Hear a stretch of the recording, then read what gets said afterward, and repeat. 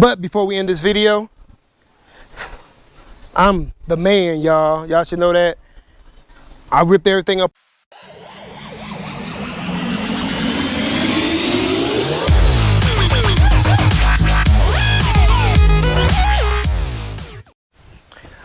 Welcome back to Easy's Rebuilds. I'm Easy E.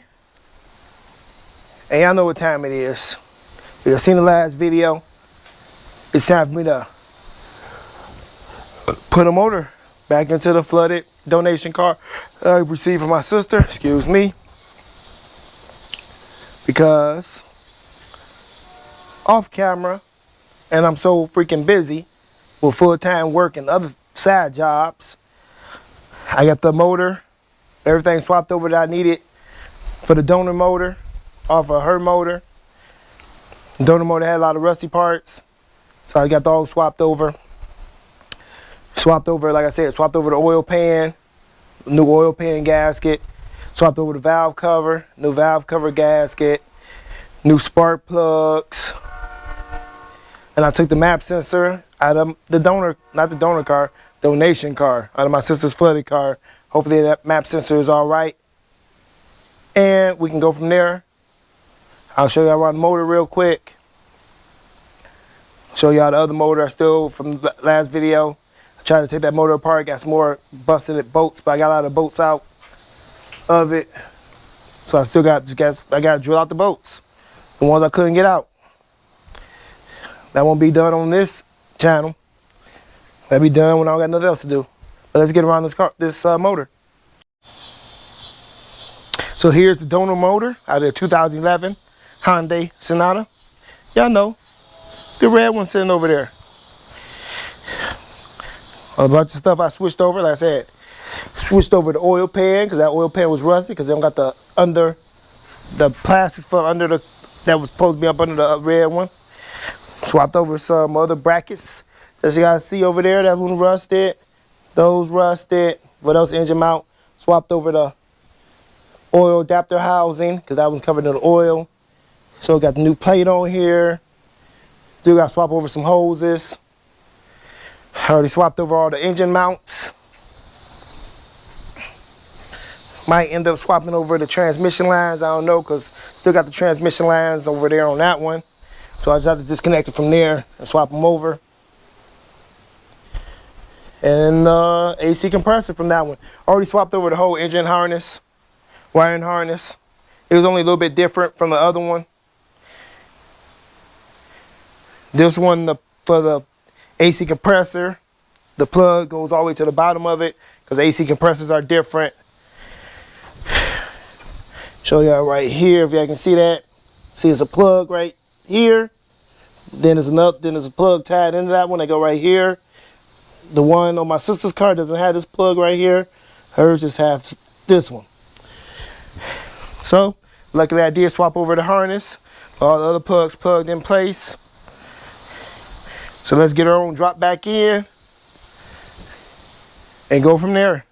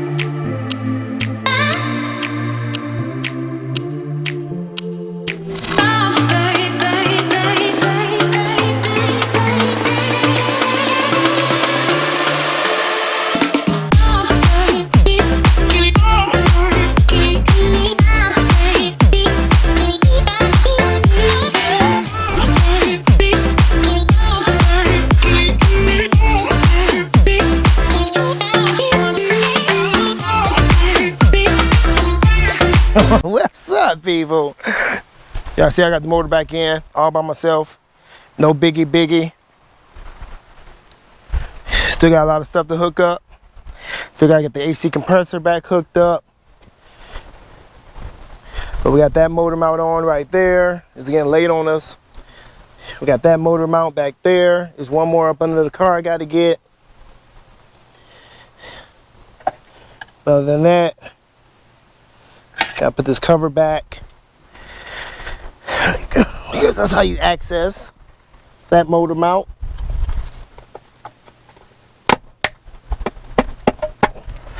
Still gotta get the suspension all put back together. Still gotta get the rest of the motor put back together. Get the breather put on, get all these hoses put back on, transmission lines put back on. Pretty much got the wiring harness plugged up and almost ready to go. Still got some more stuff to connect, like the oxygen sensor. Still got to get the exhaust bolted back up. Got some new bolts for that, new flange. Get my little things off. Like I said, get the AC compressor on. Get the cooling lines back plugged up. They got the map sensor I replaced. Get the gas lines hooked back up. Or the fuel lines hooked back up. It's not very hard to do. This is not hard to do. Like I said, pretty much got everything buttoned back up in time lapse. Just gotta get some hoses put back on and get the hood put back on. That's the goal of this video, getting this stuff put back together.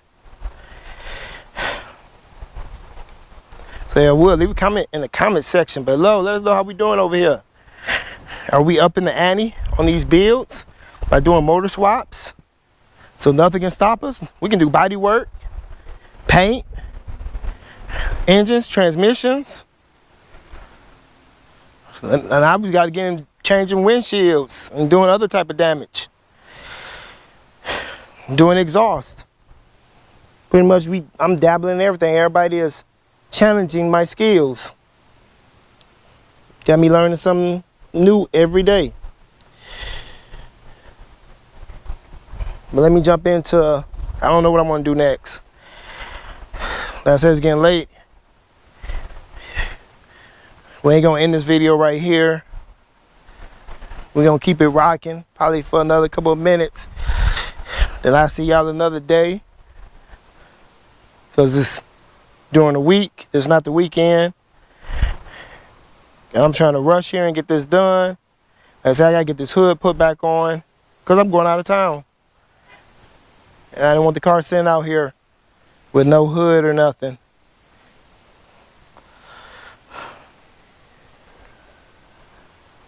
So let me get some more of this stuff buttoned up. Hopefully this, I don't know what to do. Go to the bottom of the car or the top of the car. Either way it go, I gotta get some work done. Copy that.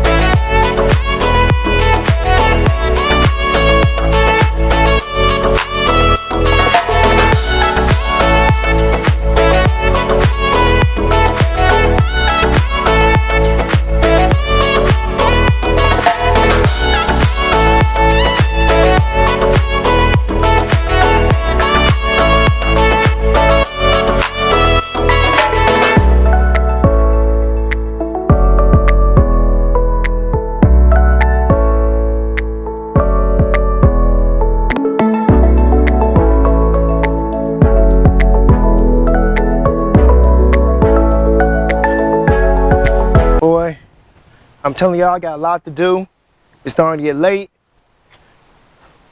but we're getting to put back together. Still gotta get the axles, like to get the suspension put back together, get the drive axles back in there, get the AC compressor back on, get the upper radiator hose, get the breather boxes back in. I'm gonna use the one from the donor car because that one was full of water. I don't know. I'll think about that one. I probably can use that one. You have to clean it out, but we'll see which one is in better condition. But like I said, I got most of it put together. It's getting late, so I'm about to slap this hood on there. And I catch y'all in a couple of days. Y'all won't know it's a couple of days. It'd be like, boop, and we be back rolling again, getting everything buttoned back up. Like I said, it's getting dark. Out here, the sun's starting to go down. It's getting towards those winter months, or fall. So let's get this hood drop back on. Gotta do everything by myself, but it is what it is. I got a headache. Gotta take a shower. Let's get it done so I can get it going.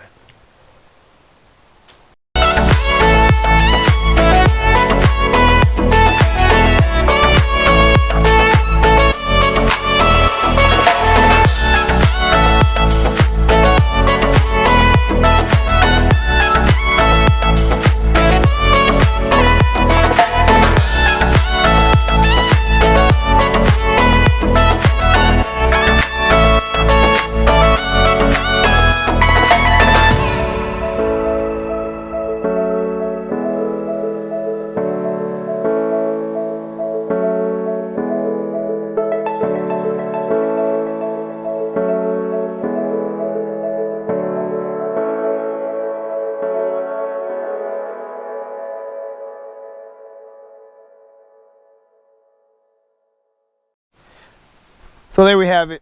I put the hood on by myself. Then Cody came outside after I was all done. See, that's why I just do stuff by myself. I know how to do it. But we got the hood on. I guess the person that put this hood on before by themselves, after the previous accident, they scuffed up right here because I didn't do all that.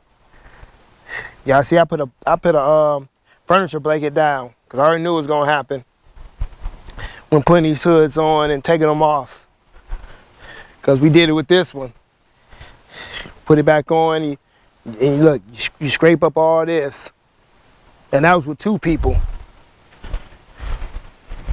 Look at that.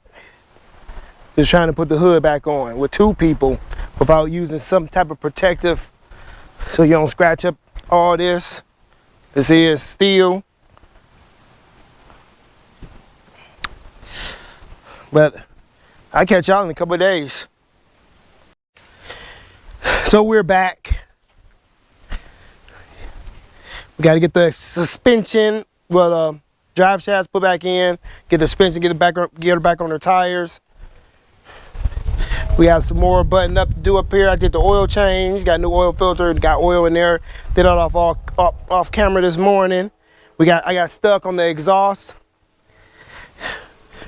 Right there is all chewed up. And I tried cutting the tip off and just couldn't get a nut on there.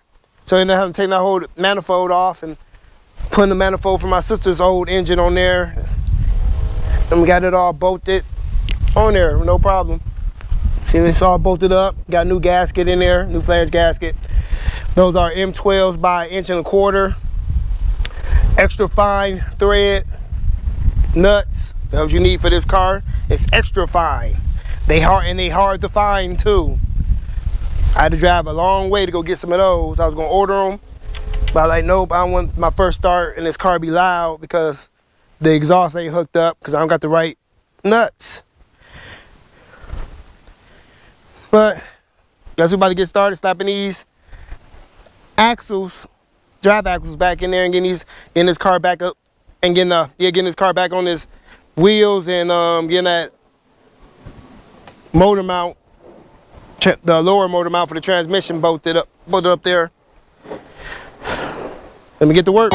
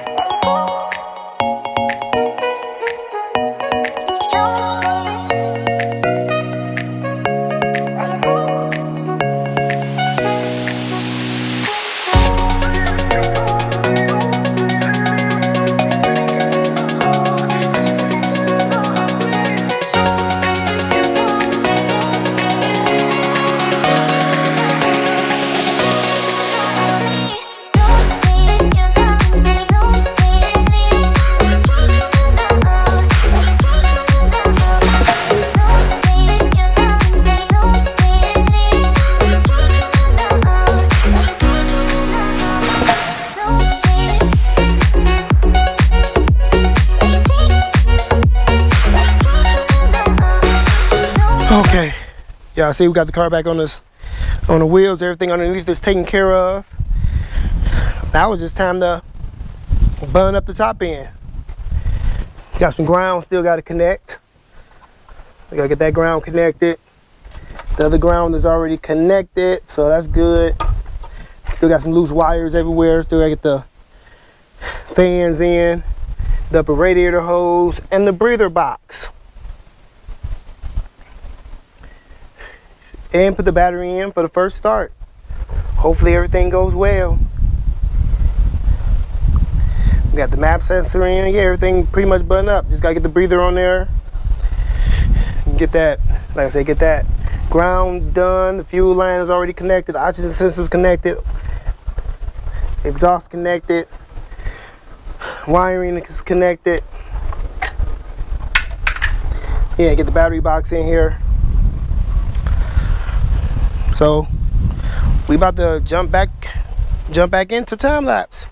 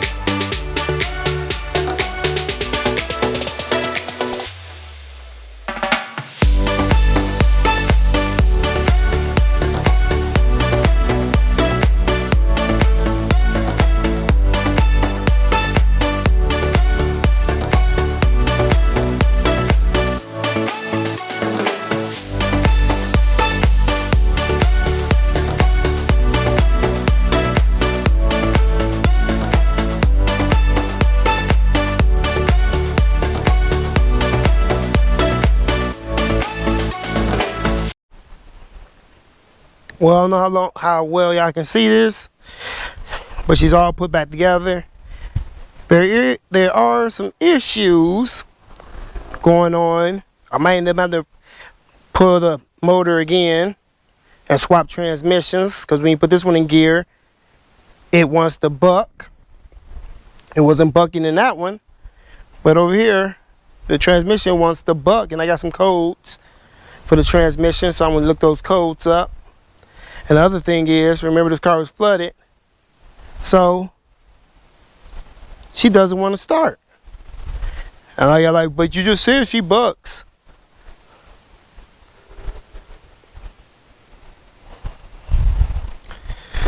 Well, we get in. I thought y'all would see the car run, but y'all let me know. When people charge, I turn the key and nothing. The fans come on, but we have nothing. It's like we're not getting a signal from the ignition to the starter. I have nothing. Fan kicks on.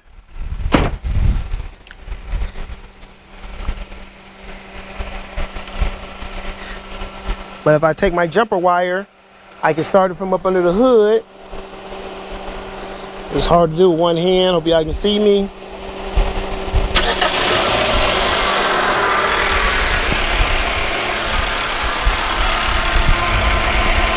I can jump the motor.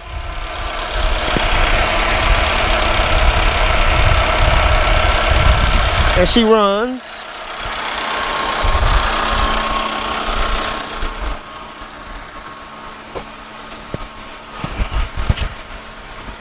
We have an engine light on.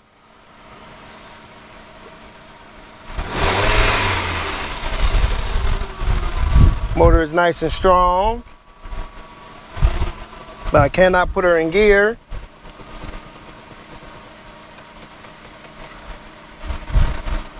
I say if I do it manually by unlocking it, doing the interlock release, she bucks, so I don't want to do that. But she does.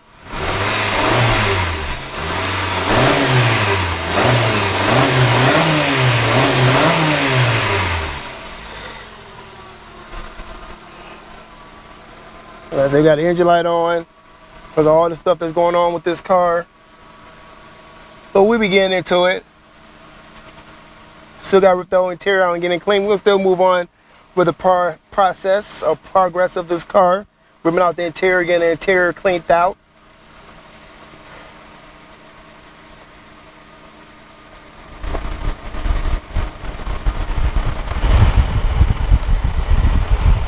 Trying the AC. That's showing where we don't got no temperature. One inch was for temperature.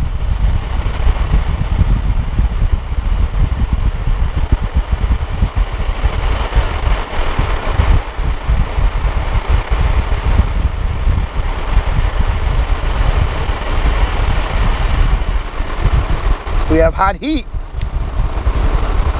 The heat is very hot, but the temperature gauge ain't working over there. So we got a lot to do with this car. A lot to get done, a lot to get done. Because she does run if I jump the starter. So I gotta figure out what's going on. With that, the fans are running because some with the temperature sensor. But she's running. She does move, but the engine bucks. And these motors are not hard to pull out and put back in. I can snatch it out in a day. In a couple of hours, I had a new transmission in the same day.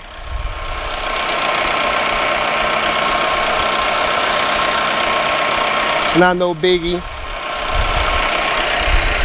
The other transmission, I should just put it in the first place, but I figured out wasn't nothing wrong with the transmission that came out the red car, because it worked in the red car, but maybe it's wired up differently, because here's the transmission came on sister's car.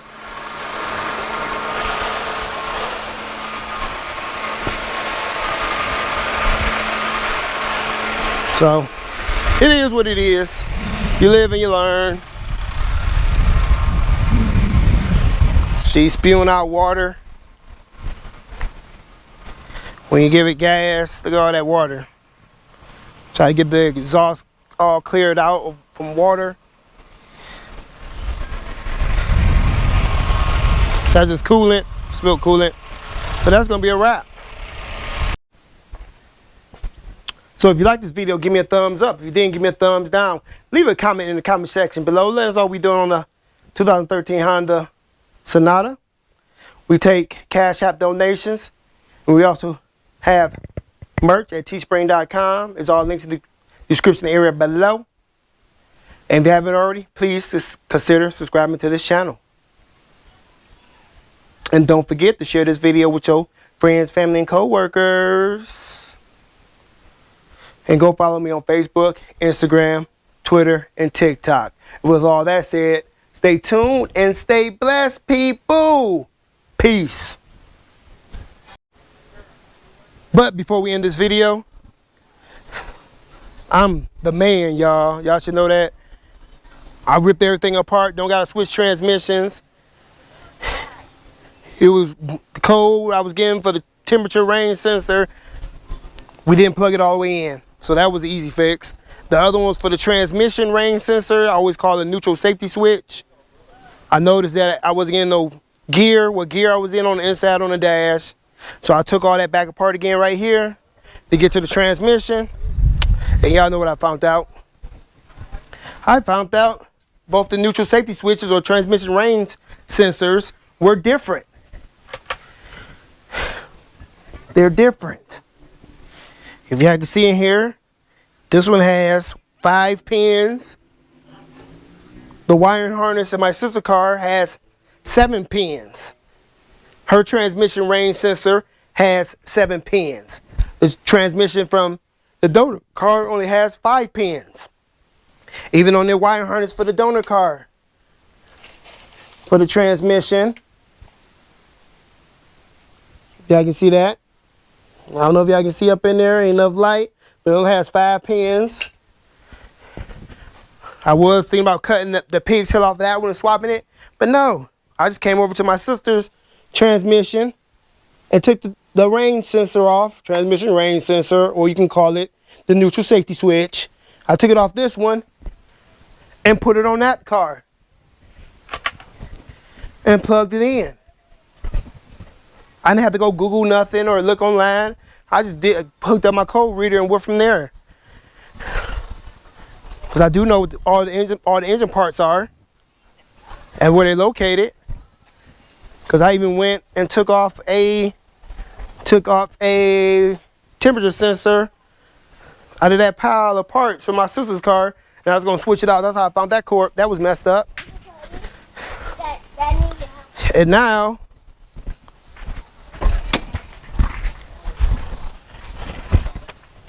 oh, I don't got no keys.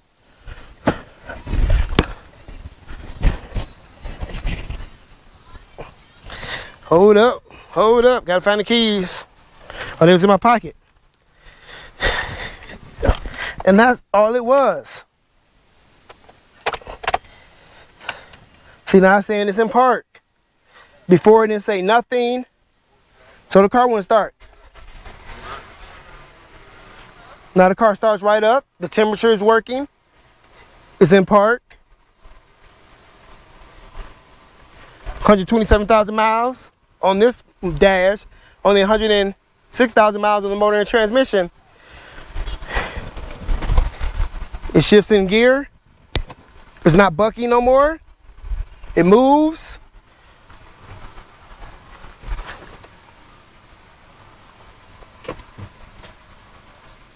We're on the incline. I don't know why you like to rock like that, but deuces.